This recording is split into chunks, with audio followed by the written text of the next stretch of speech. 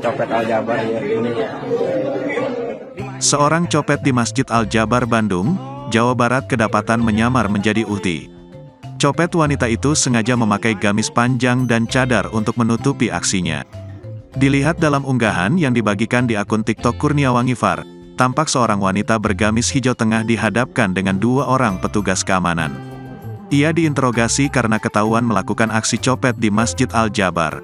Aksinya itu disamarkan dengan pakaian panjangnya. Ia bahkan disebutkan turut memakai cadar saat beraksi. Dalam video itu pula, tampak wanita tersebut dengan santai menghisap rokok. Wajahnya acuh tak acuh memperhatikan orang-orang yang menginterogasinya. Si pengunggah lantas mengatakan, kalau wanita itu juga memiliki tato di tubuhnya.